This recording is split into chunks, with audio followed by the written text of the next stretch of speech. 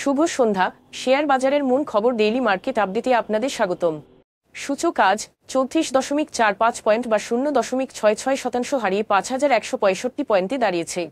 বাজারের লেনদেনের পরিমাণ ছিল 312 কোটি টাকা, যা আগের দিনের তুলনায় 0.63% কম।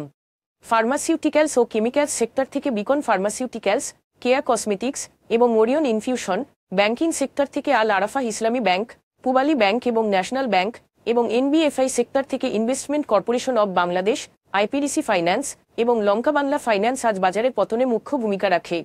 সেক্টর অনুসারে রিটার্নের ক্ষেত্রে সকল সেক্টর আজ মূল্য হারায়, যার মধ্যে এনবিএফআই সেক্টর সর্বোচ্চ 1.89% সর্বোচ্চ ক্ষতির সম্মুখীন হয় এবং বিমা খাতে 0.82% দ্বিতীয় সর্বোচ্চ ক্ষতি হয়। 8টি টেক্সটাইল এবং 4টি বিমা কোম্পানি আজ শীর্ষ 20টি ক্ষতিগ্রস্ত প্রতিষ্ঠানগুলোর মধ্যে ছিল। Khulna printing and packaging, Midland bank এবং ফাইন ফুডস সবচেয়ে বেশি লাভ করেছে এবং কেয়া কসমেটিক্স, সাফকো স্পিনিংস মিলস এবং স্ট্যান্ডার্ড সিরামিক আজ সর্বোচ্চ মূল্য হারায়। এই স্টকগুলির মূল্য পরিবর্তনের কোনো মূল্য সংবেদনশীল তথ্য জানা যায়নি। Western marine shipyard, the Dhaka dyeing and manufacturing company এবং খুলনা প্রিন্টিং অ্যান্ড প্যাকেজিংয়ের লেনদেন গত 3 মাসের গড় লেনদেনের তুলনায় আজ উল্লেখযোগ্যভাবে বৃদ্ধি পেয়েছে। তবে উক্ত শেয়ারগুলোর লেনদেন বৃদ্ধির স্বাভাবিক কোনো কারণ জানা যায়নি। আজকের শীর্ষ দুটি সংবাদ। বাংলাদেশ যেসব দেশের সঙ্গে আন্তর্জাতিক বাণিজ্য করছে তাদের মুদ্রার তুলনায় টাকার অতিমূল্যায়ন বৈদেশিক মুদ্রার মূল দুটি উৎস রপ্তানি ও রেমিটেন্সকে ক্ষতিগ্রস্ত করতে পারে বলে আশঙ্কা করছেন অর্থনীতিবিদ ও ব্যবসায়ীরা। রপ্তানি ও রেমিটেন্স দেশের আয় বৃদ্ধিতে সহায়তা করলেও বর্তমানে বৈদেশিক মুদ্রার রিজার্ভ হ্রাস সামলাতে হিমশিম খাচ্ছে বাংলাদেশ।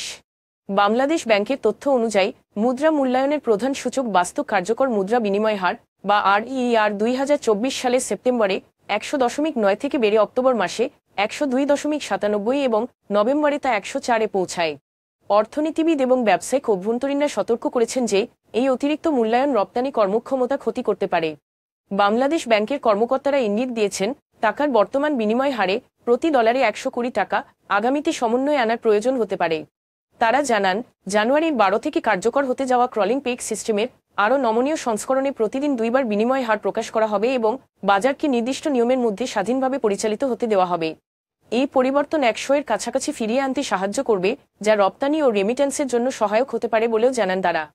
2024-25 অর্থবছরের প্রথমার্ধে বাংলাদেশের রপ্তানি আয় 24.53 বিলিয়ন মার্কিন ডলারে পৌঁছেছে, যা গত বছরের তুলনায় 12.84% বৃদ্ধি পেয়ে 4.62 বিলিয়ন মার্কিন ডলার হয়েছে এবং ডিসেম্বরের উল্লেখযোগ্য পারফরমেন্সের ফলে 17.72% বৃদ্ধি পেয়েছে।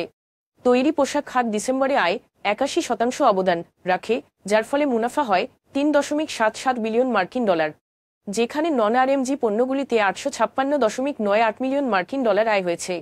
আরএমজি শিপমেন্ট গত বছরের তুলনায় 13.28% বৃদ্ধি পেয়ে 19.88 বিলিয়ন মার্কিন ডলারে উন্নীত হয়েছে, যার মধ্যে নিটওয়ার থেকে 10.83 বিলিয়ন ডলার এবং ওভেন পোশাক থেকে 9.05 বিলিয়ন ডলার আয় হয়েছে। চ্যালেঞ্জ সত্ত্বেও সেক্টরটি ব্র্যান্ডিং, পণ্য বৈচিত্র্যকরণ এবং আস্থার উন্নয়নের মাধ্যমে ক্রেতাদের মাঝে নিজেদের শক্ত অবস্থান বজায় রেখেছে। রপ্তানিকারকরা 2025 সালকে ঘিরে বেশ আশাবাদী। বিশ্ব বাজার গার্মেন্টস শিল্পে পুনরুদ্ধার হবে বলে তাদের প্রত্যাশা। আজ এ পর্যন্তই। আগামীকাল আবার আসবো শেয়ার বাজারের নানা আপডেট নিয়ে। ধন্যবাদ।